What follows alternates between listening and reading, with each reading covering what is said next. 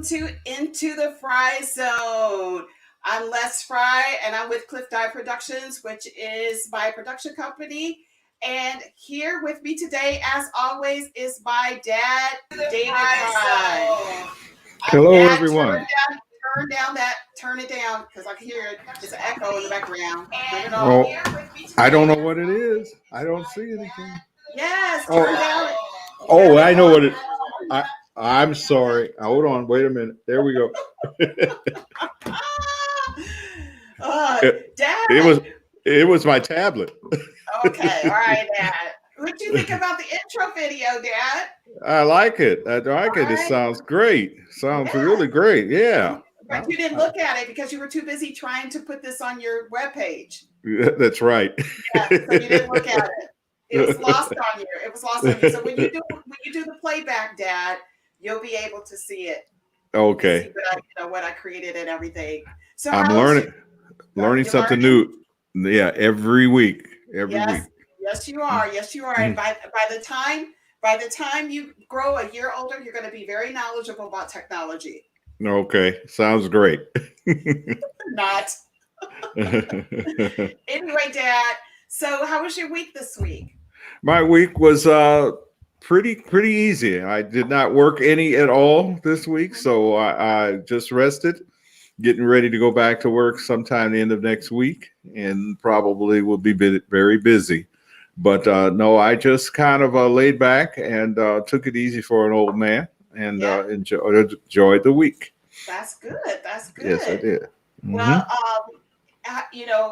for a lot of us out there, friends and family, they are now celebrating Hanukkah. So happy Hanukkah to everybody. I think we're in our second day of Hanukkah. So I want to wish everybody a blessed Hanukkah with your family. And I hope you got some wonderful gifts and are having wonderful food and everything like that. So I just bought my first menorah the other day. So I'm so excited. Okay. Yeah. Rites of passage, to actually have that. Yeah. That is great. Thank you, Dad. Thank you. Anyway, we have a lot to talk about this today. One of the things that we have to talk about is we have a guest. And what we're going to be talking about specifically with the guest is something that's a very deep conversation that a lot of us need to know about. So you're going to be you're going to gain a lot of wisdom today and gain a lot of knowledge. But as you all know, I have been researching our history on Ancestry.com. And I have, there's some things that I've come across, learning about our history in particular. Now, I do know about our history with the Henderson family, that we are the descendants of Mississippi Choctaw from Grandpa Henderson's side. But I don't know if a lot of the FRYE family knows that we are actually descendants of Cherokee, the East Band of Cherokee from the FRYE side. And I believe that it's from the Comely side. So from what I understand, or from what I gather, we are the descendants of Melungeons. And Melungeons have a very complex history and past. What they were a group of people that were usually in the Tennessee, Kentucky, North Carolina area that lived in the mountains that had mixed heritage.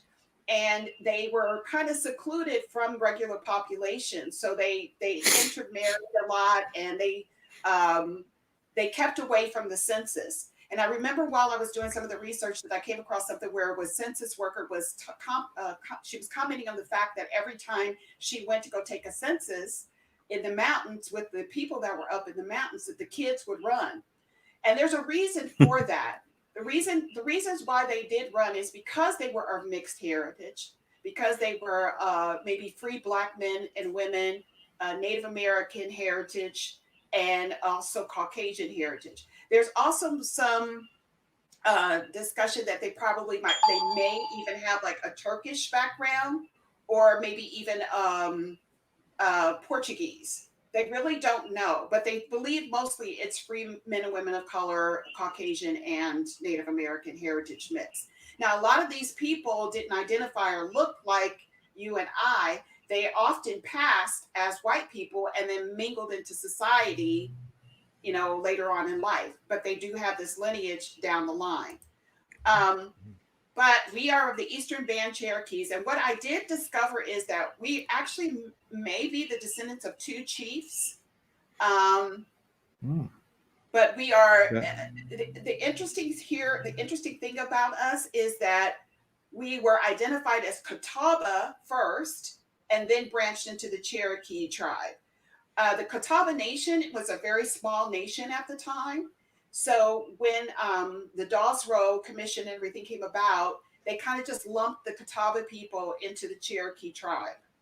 And so if you went to seek your Cherokee heritage now, it might be that you're going to be identified as Cherokee, but you might also be identified as Catawba. But it's that's very interesting. Descendants of a Catawba chief, and then identified as Cherokee. But this is very interesting, and this is what I came across. So one of our relatives put this up, and it's this man by the name of Ezekiel. Oh shoot, what is his name? I'll tell you what his name is in a minute. Ezekiel Cole. Ezekiel Cole, and Anderson is the name that he adopted afterwards. There was an article about him where he lived to be the father of the Michiana dynasty. And so basically what it said is that when the pioneers were moving into the West at the time, this Indian boy, the age of 12, and they say 12 winters, because that's how they correlated his age. He said 12 winters. He witnessed the death of his family and the death of most of his village, in which we would call now Lawrence County, Illinois. And so the U.S. military made certain that the white settlers were protected from the Indians that were living in that area. And Ezekiel Cole, this Indian boy who was spared by the raid, was adopted by a man by the name of Anderson. So he took on the role of Anderson, of the last name of Anderson, just to survive, basically.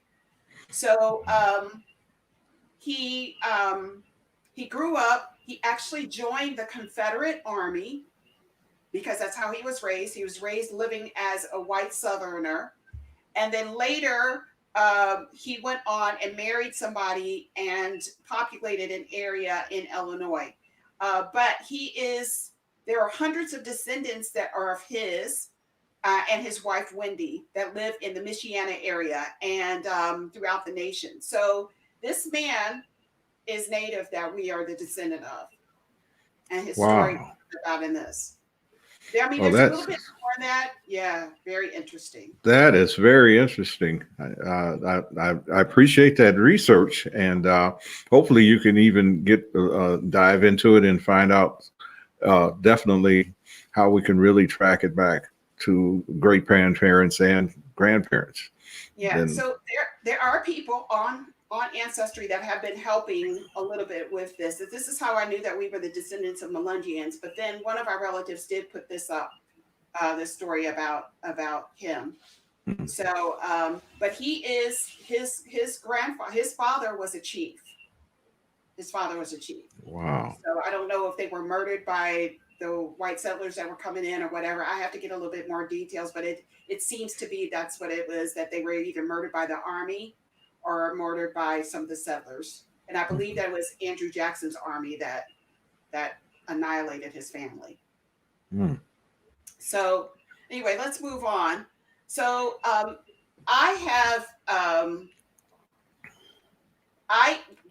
when doing this research, I went and I joined one of the employee resource groups at our job. And I am the company that I work for is a subsidiary of AT&T. So I joined this group called IK, which is the Intertribal Council of AT&T Employees. And last month we had Native American Heritage Month, which I helped to spearhead.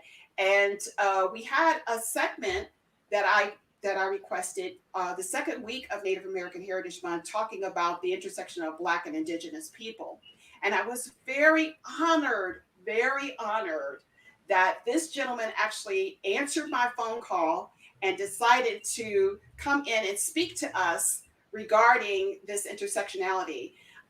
He is a historian, an author, and he is an activist for Native American people, and in particular, Native American people that have Indigenous Black intersection. and also other peoples that are of indigenous heritage. So without further ado, because there's a lot of things that we need to talk to him about and to get some history from him. May I please introduce to you all and to present to some my new adopted uncle, Mr. J. Winter NIGHTWOLF. Hello, Elder. How are you? I'm just fine. How are you? I'm doing well. You know, I was looking around to figure out who you were talking about. You know, and I'm saying, wait a minute, that's got to be somebody else. I'm just another guy. It's you didn't put in the work. You didn't put in the work, but I appreciate you being humble about it. You didn't put in a lot of work. Thank you for being here with us today. Thank you. So I'm honored, and to meet your dad. You know, yeah. He's an amazing man. Oh, yes, he is. I really thank good you. about him from what is telling audience to be okay. Yeah. Well, you all actually have something in common. So at one point, you actually were in the music business at one point, and you were representing certain people. And one of the groups that you represented it was Special Delivery. That had, That's right. I Destroyed Your Love, a record called I Destroyed Your Love. And you also represented this gentleman right here, Ramon Tiki Fullwood, who is the original. That's right. He's the original drummer for Parliament. Yeah. So you know a little bit about the music industry. You actually know a little bit about Dad and the MONTCLAIRS as well. Absolutely. Yeah. When you told me when you told me who he was, I said, "Oh, I remember those guys. They were really good. They were smooth." Yeah. Yeah. And it's an honor to meet you too, brother. Okay, honor to meet you too, man. All right. So, Elder, we're going to talk a little bit about the intersection of Black and Native people. Specifically, and I know that a lot of us have questions about that. We've all heard that in some part of our family, we had a grandmother or a grandfather that was Native American. You know, we've all heard that. Now, I know that Louis Gates actually, he basically destroyed that image of us having like a Native American heritage one day on an Ancestry show. I think it's do you know who you are or who you think you are or something like that. I can't remember the name of the show. But what is the actual percentage of Black people that have Native American ancestry? The last time I checked, and what I've read is somewhere between 85 and 96% of all people that consider themselves to be African American, but they also carry the blood of Native Americans. And that intersection actually started over 50,000 years ago. And the first people to come here, that's amazing. the first people to come here from Africa. Yeah, the first people that came here from Africa were the Phoenicians. But the white boy wants you to believe that they were white sailors. They were not. In fact, they were ocean-going sea merchants that had established international trade on the high seas 50,000 years ago. Wow. And when they came here, they were not looking to take anything from anybody, marginalize or hurt anybody or kill anybody. They just came here because they had heard these stories about a people on the other side of that great body of water that we call the Atlantic Ocean. So they came here, and it was like an open arms welcoming thing. And a lot of people from the tribes of the northeastern part of the United States and even up to Labrador and Nova Scotia got involved with them, and they traveled with them on the high seas, and that's how Native American people got into international trade.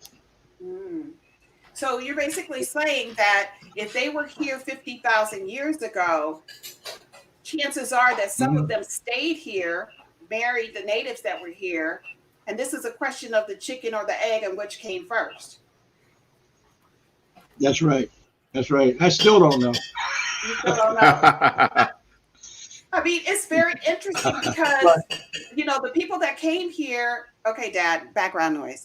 The people that came here, niece, the people that came here were, they came here on like a fact-finding mission, basically. They came here just to see what was on the other side. And at the time, you know, sailors were coming. They were carving out like catamarans and everything and traveling across the Bering Strait to come to America.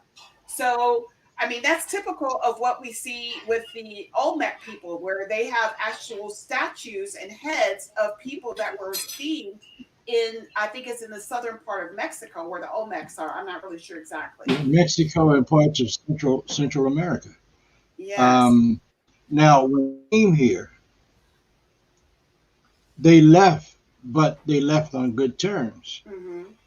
And when the white man, the European, invaded this part of the world, that was not a good relationship, because the only thing they brought with them was arrogance, pride, and they brought the gunpowder, and disease.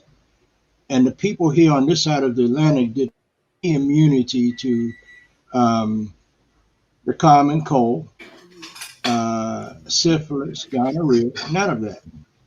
So that's how a lot of things begin to turn around. And when they got here, they were actually running away from the crown heads of Europe because they had gotten tired of mess. And they found a place where they could be free, but they had no regards for the people that were already here. So it became a problem. And this whole thing about the Pilgrims went up Massachusetts Bay and became acquainted with the Indians and had a Thanksgiving dinner. None of that's true. Biggest lie ever told. They did not land on Plymouth Rock. They shipwrecked on Plymouth Rock. And people from the part of the East Coast around Massachusetts, the Wampanoag people, actually got in their dugouts and went out there to help them because it was a winter storm when they shipwrecked, brought all their goods and all their people to land and taught them how to survive. But no appreciation was shown in that. You know, you just can't believe hardly anything of what they said or what they write down. So basically, our history has been whitewashed. Essentially, our history has been whitewashed. Exactly. And romanticized. Correct. Exactly. So let's talk in particular about Pocahontas. Okay, well, before I do that, these people think that Indians all look like that phantom Indian created from Hollywood. We all don't look like that. We talk about Pocahontas. That was not her name. Her name was Matuka. And she was the daughter of a chief of the Powhatan Confederacy in Virginia. The Powhatan Confederacy, and his name was Wahum Shinakawa. They fought against these invaders. And of course, people were captured on both sides. But the Indians captured more of them than we did. And they wanted their men. So what they did, they kidnapped Matoka, put her on John Smith's ship, and took it all the way out to the horizon where you couldn't see the ship from land. And what happened to that woman on that ship, and she was just a young girl, young teenage girl. Every sailor on that ship had his way with her, with that young girl. And they made a deal, and they said, well, if you want your daughter back, we'll trade her for all of the men that you captured that belong to us. Well, Wahum Shinakawa lived up to his end of the bargain, but they didn't live up to their end of the bargain. They kept her, and one of her rapists married her and took her to Europe, and that's where she died, in Europe, and she's buried there in England. So, you know, people say, I can't believe that. Well, what is it to believe when you tell somebody the truth? Yeah, it is awful. And they've been guilty of doing that to our women ever since they came over here. Before they came here, Native people, actually medium brown to a little darker. But through all of the raping and everything else they did, now a lot of us are light skinned or medium to light skinned. But the original Native American people were medium brown to dark brown people. Mm-hmm. Wow. Wow. And this guy right here that you see here, George Bongo, he's actually the great grandfather of a friend of mine, a close friend of mine, who happens to be a Ojibwe Indian. So his mother This was man, a George Ojibwe, right? Bongo, yeah, Yeah. his wife was a Ojibwe, and he was known for being one of the greatest trappers and farriers that ever came to this country. The man was so strong that he could carry 500 pounds of pelts at one time on his own. Him and his wife were both enslaved by this captain of this ship, and he made a promise to them and told them, when I die, you will be freed. So they freed him. George Bongo and his wife actually opened the first hotel in Mackinac, Michigan, in this country. So, great accomplishment, people of color, But do they tell that story? No. No. So, No. Elder, I'm curious. People who celebrate Thanksgiving, I mean, a lot of us take it from a religious context, and it's a day that we consider to be thankful for our family and everything. But this is officially a day of mourning for Native Americans because of what happened after that time with the Pequot Nation being annihilated by the settlers right after that. Yeah. Go ahead. I'm sorry. I didn't mean to cut across. No. I was just saying, just to verify that that's exactly what happened, during that time, that this is not looked at, Native American people don't celebrate. It's not this romanticized image that we've seen in, No, Disney no. or anything like that. It was really a horrific thing that A occurred. very terrific experience.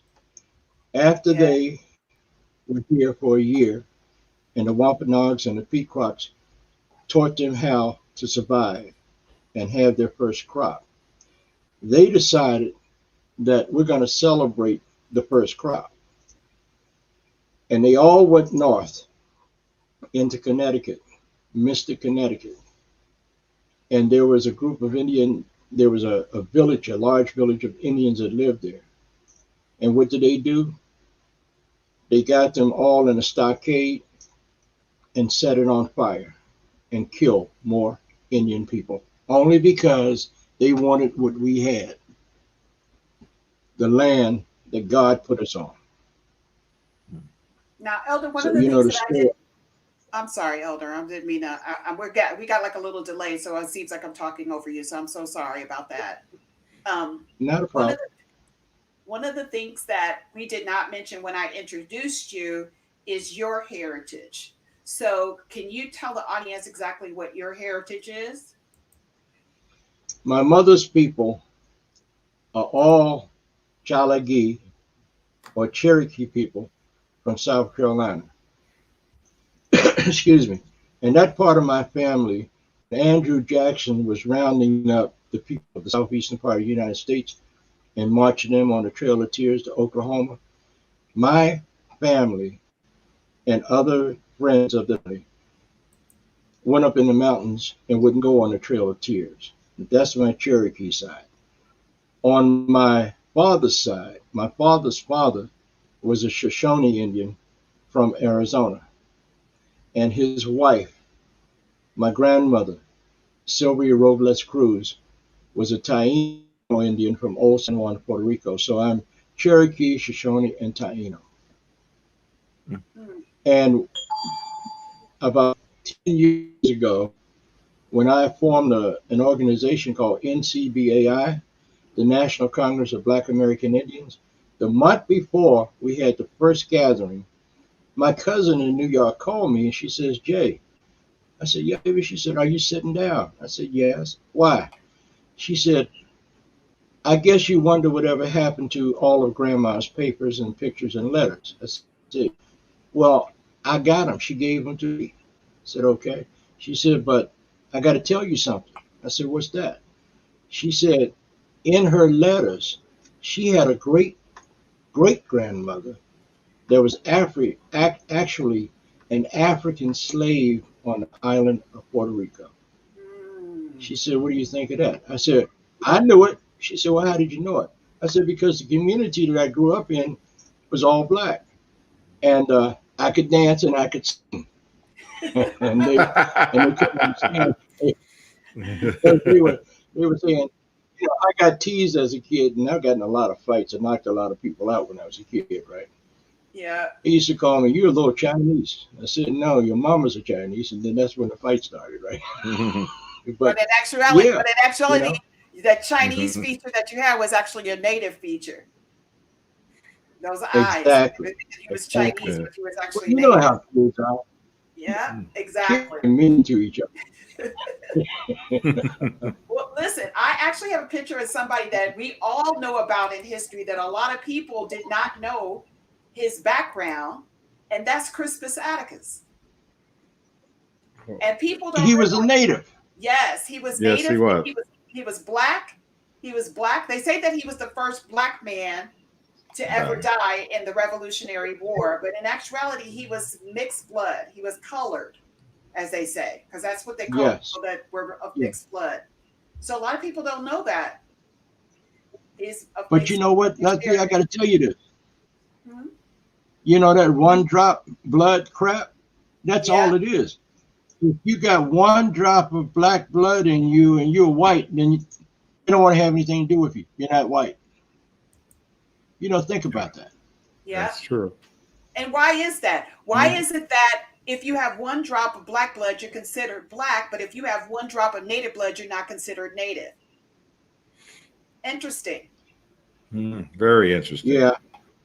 It goes under the heading of white supremacy. Right. That's not a rule that we made up. That's something that they made up when they decided to separate the races at that time, because blood quantum and DNA was non-existent when we were 573 tribes back in the day, or nations. It was non-existent. You were either the lineage of a tribe or you were not. And your color didn't make a difference. You either had heritage there or you did not. Blood quantum and all that. And this is one of the things that they do right now to deny you membership in a nation is blood quantum. When there is no such thing as pure blood anything. Go ahead. Can I say something? Absolutely. Go ahead. This started back in 1452 when the Pope of the Roman Catholic Church out of the Vatican issued a Catholic edict that is AKA papal bulls, or the doctrine of discovery. And he told Europeans back then that if you go anywhere in the world and you find people that don't look like you, act like you, think like you, talk like you, and refuse to convert to the Roman Catholic Church, then you have the divine right from the Roman Catholic Church to either subdue them, which means enslave them, or kill them. And anything that they have, you have the right to take it from them as long as you gave 20% back to the Roman Catholic Church. That's how all of this mess started on this side of the Atlantic Ocean. Wow. And Christianity was introduced to native people or indigenous people of the Western Hemisphere at the point of a gun. Either you pray with us and you accept us, or we kill you. Simple as that. But you won't read that in the history book. Or the fact that you told me through this elder that they stole the native people's way of democracy and they applied it to the United States democracy, that it was something that was actually created within the Native American nations. It was Benjamin Franklin and his powdered wig wearing, tight pants wearing, high heel wearing boys that butted up to the Six Nations people up in New York. And when they got there, they found that these people had something called the Great Law of Peace. And you can look that up. And you look that up, print it out, look up the U.S. Constitution, and put them side by side, and you see how they got their Constitution. Everything they got over here, they stole it. Wow. Wow. So now what do you say? This is interesting right now because I'm actually showing this picture right here. These people are Narragansett people, and these people actually live in the East Coast, which there is a prevalence of Afro-Indigenous people that actually are identified as a nation within the East Coast. And people don't ever mention the Narragansett, the Wampanoag, or any of the people that live up here that have this intersectionality. But these people exist, y'all. But interesting enough, go ahead, Elder. Even today, they do exist. But look at these people. These people, they have the blood of the African as well as the blood of the Native American. Look at them. Look at these beautiful people. Yeah. You know, I've always contended that the white man get real upset when there are people that are superior to him in thinking, intelligence, knowledge, medicines, and everything else that was here before he got here. The cure for cancer was here before he got here. An Ojibwe woman was a nurse, and she had something, a blend of herbs called Essiac tea. I'm a 4-time cancer survivor. And in those 4 times, my homeopath, naturopath, started me on Essiac tea. And when the nations found out that NIGHTWOLF is sick, he's got cancer, they started sending me different herbs and the instructions on how to brew them. That's how I got well. Wow. Dad, that's something you need to look into because my dad's a pharmacist, Elder. So this is very interesting. I was listening to that. I might have to hook him up. He needs to hook me up about a lot of things that he knows about, because I believe in a lot of homeopathic medicine. Yeah, that's right. You know, we got a cure for everything, because if you do believe that Christian Bible, it says in that God has a balm, BALM, for the healing of the nations. When he put people on this planet, he also gave them everything to eat and everything to stay well. However, some folks decided that they didn't want to practice that. But I am a practitioner of that. My mother's mother was a nurse, and they had my grandmother and grandfather on my mother's side had 28 children, all single births. And I used to go there every summer. I used to go there every summer to South Carolina. And the first thing they would do in the spring is they give you a croaker sack. Say, come on and go with us. Well, what are we going to do? Just come and go with us. And my grandmother would point out, I thought they were weeds. Pick that, break it off there, leave the root in the ground, excuse me, and put it in that bag. But Grandma, why are you collecting all these weeds? Don't worry about it, boy, it's medicine. And we get back to the house, a big screen laid out, and they would just put them in groups and let them dry in the sun. And then they would rub and pack them in jars. I remember when my grandpa died, he must have had 75 or 80 mason jars, herbs, in the basement of his smokehouse, and the basement of the smokehouse was earthen. And I can remember that somebody had a sniffle or something when I was down there. Grandpa would go out there and get a pinch of this, pinch of that, bring it in the house and give it to my grandmother and say, brew this, we're going to take care of this before it gets any worse. Nobody was ever sick in that house. My grandmother had all those children and never went to a hospital. She called a midwife. There was a tree in the backyard that she would call her healing tree. And I witnessed one of my aunts being born. She would squat down in front of that tree, pull her skirt up, call a midwife, and I saw my Aunt Etta, and I thought it was crazy. What is that? She said, that's one of your relatives. Natural way of life. Wait, she had the baby by the tree? Yeah. Yeah. Wow. And Wow. the, Wow. the midwife cut the umbilical cord, tie it, burn it on the end, and pull the placenta, and they would take the placenta out and go bury it in a sacred place. I Wow. witnessed Wow. that. I couldn't, yeah. That's But great. everybody was healthy that came out of grandma. Yeah. Well, Wow. 28 kids.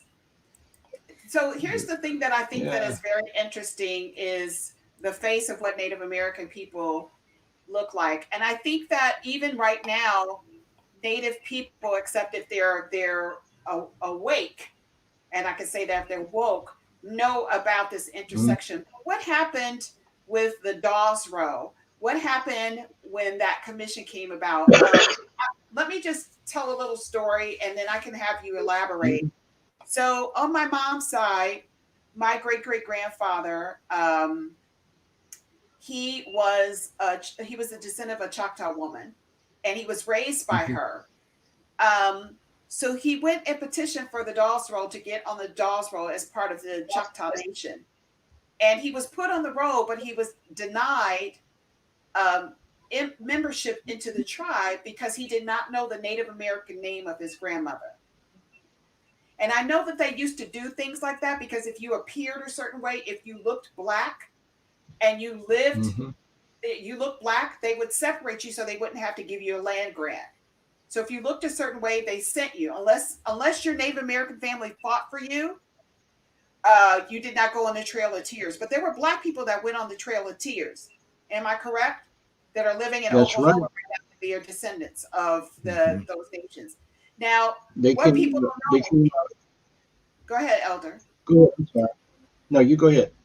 No, I was going to say that what people don't know is that they were either family members or they were owned by the Native Americans that they went on the Trail of Tears with. But a lot of people think that this was just, once again, it's been romanticized. Um,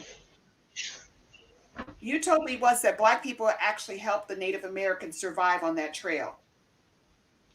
Yeah. Well, let me back up a second. The black people, the majority of the black people that went on the Trail of Tears were members of the Cherokee Nation Eastern Band before there was a Cherokee Nation in Oklahoma. They had married into the tribe.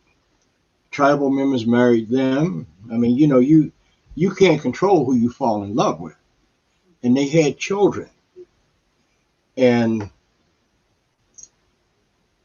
a lot of times when these slave catchers, which were the origins of the police people, the police in America, when they would approach these people and say, look, we're coming to get these slaves. And they say, no, you can't. And they would disguise these relatives that had black blood as their slaves for protection. And they wouldn't let them take them.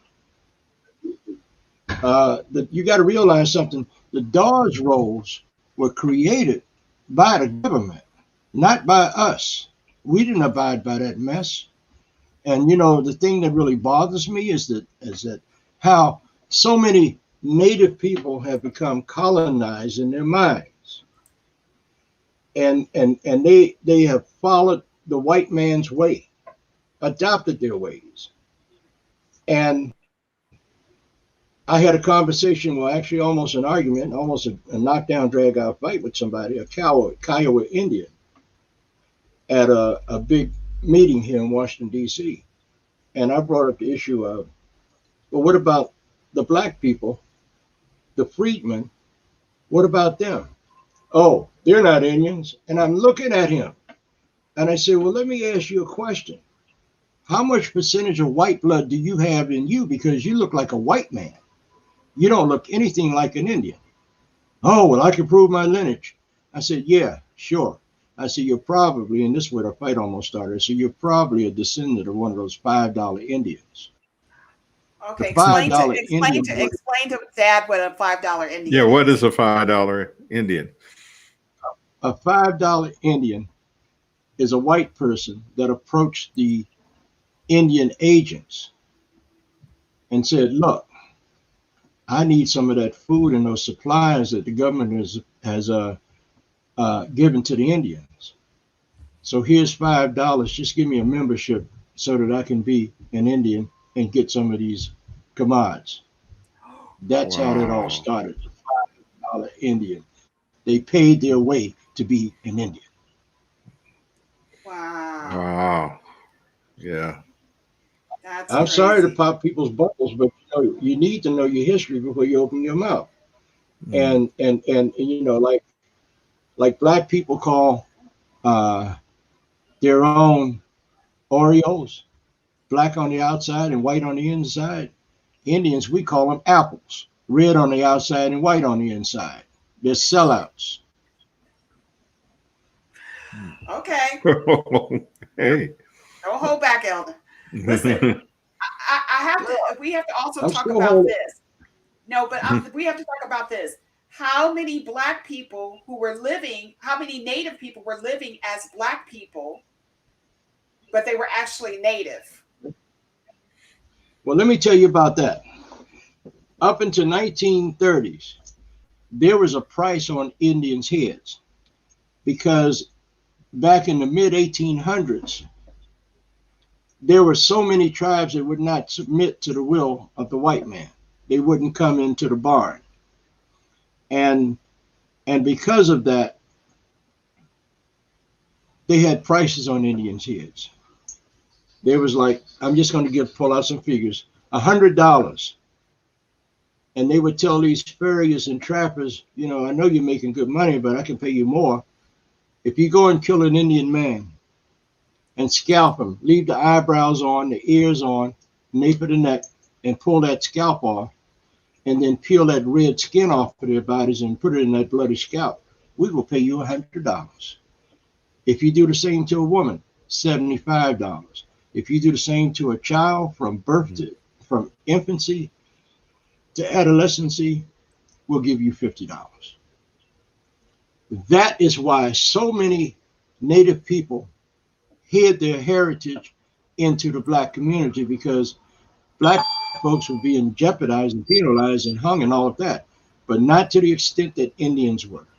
That's how so many Indian people claim black for their own protection and their own protection of their families. I got a very good friend, he's passed away now, who was one of the original Tuskegee Airmen. And I asked him, he was a full-blood Cherokee. I said, Mo, how did you become a Tuskegee Airman? You're not black. He said, yeah, I know, I'm Cherokee. I said, well, how did you do that? I told him that because I wanted to fly planes. I said, okay. And he became the top navigator for the Tuskegee Airmen. I said, well, okay, so why did you do that? He says, Jay, do you think that if I told them that I was an Indian, they would allow me to fly around with bombs on planes after all they did to our people? I said, good thinking, bro. He said, yeah. Wow. Mhm. Wow. So a lot of people that we thought, Yeah. there are a lot of people that were of Native American heritage, like Langston Hughes. There's a lot of famous people that back in the day that were Native American heritage that people didn't know that they were Native American. Even today, there are people that have Native American heritage that we are identifying as black, but they were actually Native American. If you're looking at the aspect of them having one drop or more of Native American blood, considering them to be Native, we've got people right here that are of Native American heritage. Tina Turner. I can't think of his name. The guitar player. Oh yes. You're talking about the Jacksons, and you're talking Jimi about Hendrix. Jimi Hendrix. Jimi Jimi Hendrix. Hendrix was a Muskogee Creek. He was a Muskogee Creek from Oklahoma. Jesse Jackson. Adam Clayton Powell was part of a Blackfoot tribe in North Carolina. James Brown, he was an Apache, and the list goes on and on. I can publish a book with all of these people that passed for black just to survive. Do you think James Brown would have made the money that he made? What is his name? in the middle. James Earl Earl Jones. something. James Earl Jones. Yeah, James Earl yeah. Jones. James Native Earl Jones American. is Cherokee. Yeah, he's not black. He's a Cherokee. I mean, and the list goes on and on. Do you think Wow. that they will allow these Indians to rise to this popularity and this fame if they came off as being Indians? Camp Calloway. Mm-hmm. I know his nephew, Pete Brooks. Yeah. You know, the howdy howdy ho man. And you see him perform, that hair would go like this and come back. Yeah. Ain't no black man born with no hair like that. Yeah. They were living as, they were people of Native heritage, but they were living as black people As black because they could be As accepted black. as black people, but not That's accepted right. as Native American. And this is the interesting thing too, though, like that if you told somebody today, looking like, you know, me or my dad, and you look Native, Elder, but if I told somebody that I'm Native American and I identify as that, black people would think that I was trying not to be black. What are you talking about? I know. You black, you ain't trying to be black. So it's like we're all being whitewashed, you know, but indigenous blood is indigenous blood. Be it indigenous African or indigenous Native, you are still Native, period.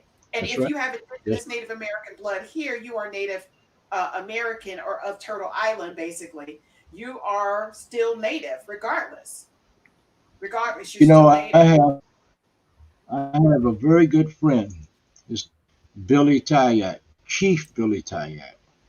And I call him Uncle Billy. He's the chief of the Piscataway people in Maryland. He was also one of the founding members, AIM, American Indian Society, and no, American Indian Movement. And I had him on a broadcast years ago, and we were talking about who is an Indian. So at the end of the show, I asked him, Uncle Billy, who's an Indian? He said, Nightwolf, I'll tell you the truth. An Indian is one who carries the ancient sacred blood of the Western Hemisphere in his or her veins. He said, I don't care if it's got black in it, white in it, Chinese in it, or gray squirrel in it. He said, if you got the blood, then you're an Indian. If not, you belong to a special tribe. I said, what tribe is that? He said, the Wanabes. I said, Wanabes? He said, yeah, the wannabes.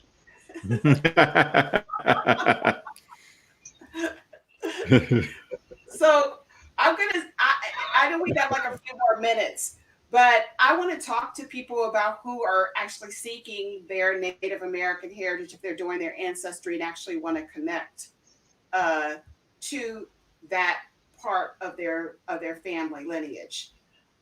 Elder, what would you suggest that they do, you know, as far as seeking their Native American heritage, or seeking to align with their Native American heritage?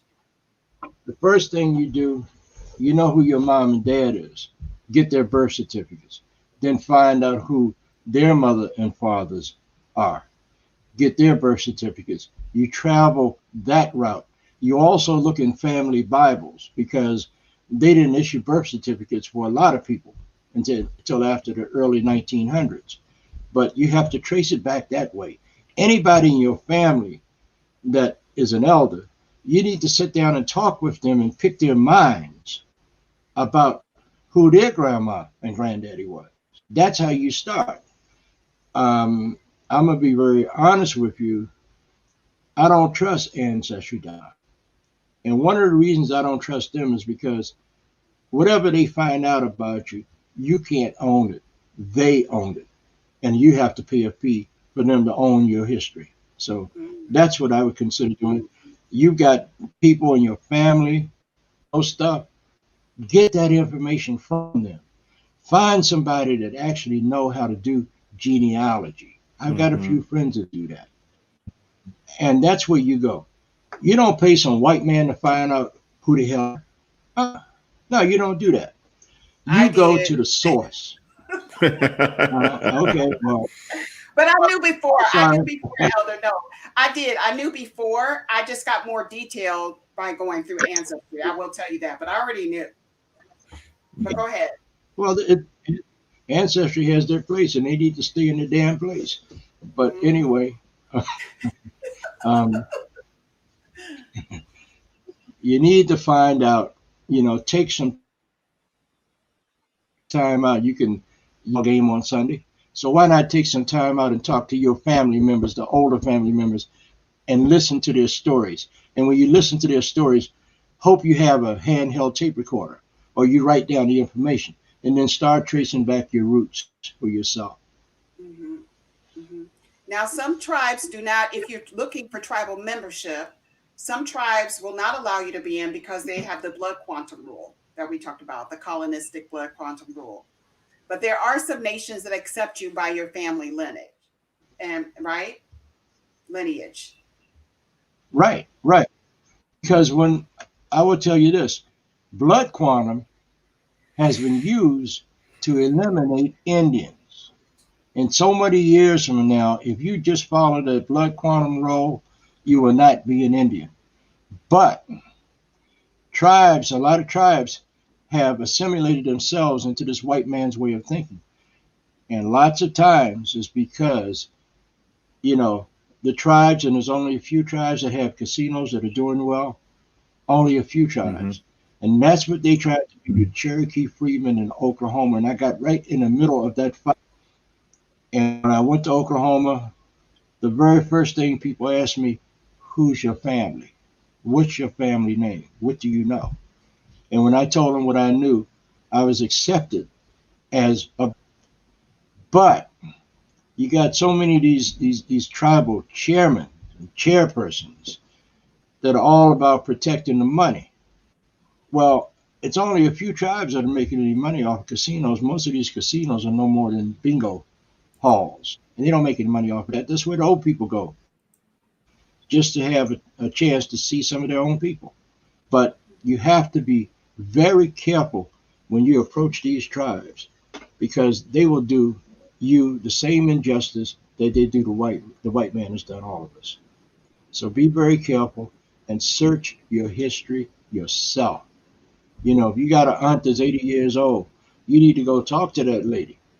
If you got an uncle that's in his 80s or his 90s, go and talk to them. They might not have all of the mental faculties, but I guarantee you, after you talk to them time and time again, the information is going to slip out, and you need to be astute enough to just write that down and pay attention to what they say. And there are people out here that can help you with that history. Thank you, Elder. So, yeah, that's been interesting, really interesting. Yeah. So basically, you're saying with the blood quantum rule is committing a genocide, because eventually you're not going to be able to join any nation, because there's no such thing as a pure blood anything. There's always a mix, and a lot of the natives that live on reses or that are in societies where the blood quantum rule is applicable, they're marrying other people. So that means that if you have to have a 50% blood quantum, it's diluted if you marry outside of the nation and you bring back your child would not be accepted into the tribe, because the child now has 25% blood quantum or something like that. That's right. So it's a form of genocide, basically, which was the plan all along, which was the plan for the United States all along, is to get rid of that, to get rid of natives. Sadly. Well, I will say this on a personal note, that for someone who is seeking tribal membership, understand that it is not, it's not necessarily a happy thing to seek tribal membership. One of the things that I have learned as seeking that, or seeking my Native American heritage, is doubly sad. So not only are you wearing the mantle of somebody who is Black and marginalized, you are now putting on the mantle of someone who is Indigenous and marginalized. And it is a double mantle of woe, because I have cried often doing this research, cried a lot. And I think that if you are seeking Native American Alliance, or that part of your side of your family, be aware. I think we lost Elder. Make sure that you are prepared to do advocacy work, because there are a lot of nations out there that are living below poverty and level and need assistance. But it's tough. It's sad. And I have literally cried a lot doing this research and finding out truths about our heritage. I don't know if Elder's going to come back in. Here he is. He's back in. I think he got disconnected. Sorry about that, Elder. I think you got disconnected. Yeah. But I was just saying that it was a double mantle of woe, putting on the mantle of two marginalized people that have very tragic histories and the things that you find out while doing your research. It's sad. And that I highlighted that people do advocacy work within their nation. If they are a nation, a part of a certain nation, that you do advocacy work. Native people have been helping our African brothers and sisters since day one. A prime example of that, and I'm not going to talk too long on it, Tubman. When I call her General Tubman, when she was a big part of the Underground Railroad in Maryland, when she had a friend in New York, Chief Skinendorf of the Oneida people, and he was an ally. And he would wait until she brought between 25 to 50, 100, 150 escapees to his tribal lands. Then he would assemble them and have his guides and warriors to take Canada for absolute freedom. That's how Black people got to Canada. So we've been allies from, how do they say it, the giddy up from the beginning. When they were traveling on the trails, whenever they got sick, every stop along the way was manned by Native peoples. When they got sick, we would take them in. We would get them well. And then tell them to go this way, go north. Uh-oh, I think we lost him again. So we have about 2 minutes. Is he back in? Thank you, Tim. But I wanted to, oh, there you are. Elder, we lost you for a minute. What were you saying? We lost you for a minute. And if it wasn't for the efforts of Native people,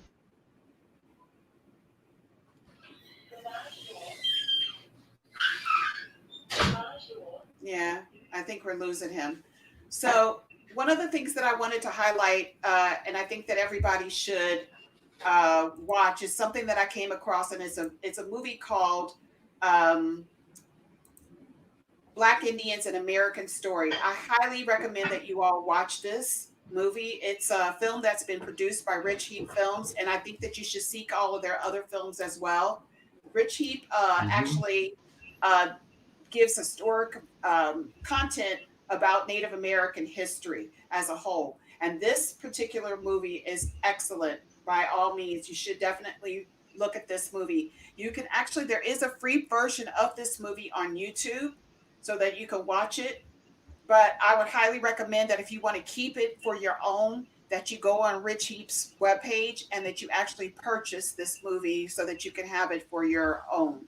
I mean, it's a wealth of information about Black and Indigenous heritage and who we are as a nation of people. Anything else? Any final words that you want to say, Elder? Because we kept losing you, but do you want to say anything else before we leave? I don't know. Every time I open my mouth, something happens with this. I think they're listening to this podcast, but that's okay. We've been doing it. That's because you're waking up a lot of people today. You're waking up a lot of people. Well, ever since we've been here, they came over here and they've done this to us. But I would encourage anyone and everyone that is watching this episode of Into the Fry Zone that you do your research. I will give you my email address. Why am I doing that? It's called suicide, but that's okay. If you want to write me, just go to JAY WinterNightWolf@gmail.com. It may take a few days to get back to you, but I will get back to you. And thank you so much, Leslie, and my brother David, for allowing me to be. I love both of you guys, and I'm gonna come up Love there you and get too, some man. of that. What is that? Bounty? Yeah. Stay on, Elder, because I want to just close out. But you can also see Jay Winter Nightwolf, Elder Nightwolf, on his show on Wednesday nights that goes live on YouTube every Wednesday night at 7 p.m. He can be found on Facebook at Winter Nightwolf Productions, and also the production company, which is my production company that produces the show.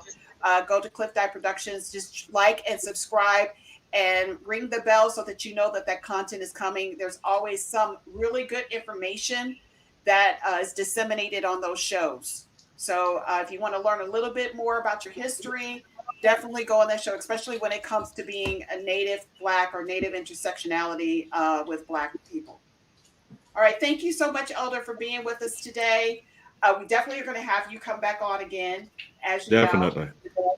And I will talk to you soon. So I'd like to say we will be back next Saturday at Into the Fry Zone. If you are watching, please like and subscribe Cliff Dive Productions so that you can get the content whenever the show comes up. We'll be back next Saturday at 5 o'clock Eastern Standard Time, 4 o'clock Central Standard Time. With that, have a wonderful weekend, you all, and we will see you soon. See ya. Donna.